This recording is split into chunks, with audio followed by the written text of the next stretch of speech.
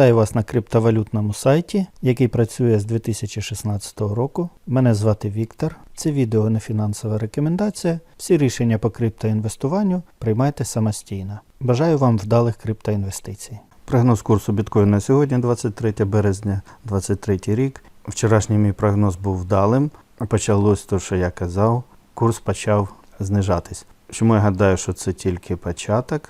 3% це ще в рамках цього коридору. Він повинен, на мою думку, сходити нижче. Як завжди, за поясненням вже на денний графік. Бачите цю зону, яку я викреслив декілька днів тому. Курс продовжує в ній знаходитись. Нижній графік індикатору CCI. Курс вже має напрямок вниз. Все поки що йде логічно за моєю думкою.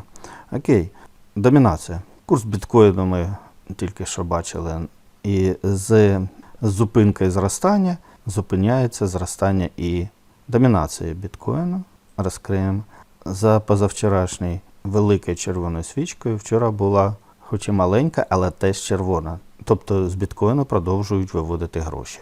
Домінація USDT практично за декілька днів не змінилась. Десь тут в нижній зоні. Тобто великого відтоку капіталу в USDT не було. Він поки що лишається в біткоїні, на мою думку. І що діється між біткоїном і альткоїнами, продовжується оцей розворот і, на мою думку, буде далі. Максимум вже був відстані між ними. Біткоін-сезон вже знижає свою активність і далі, не одразу.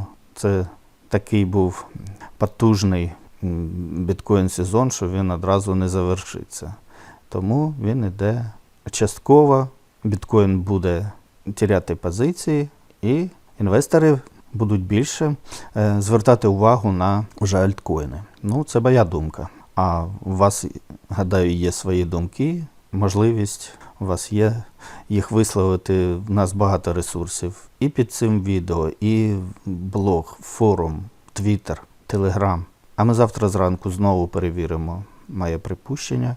І, як завжди, на завершення мій головний прогноз. Російську Федерацію буде знищено.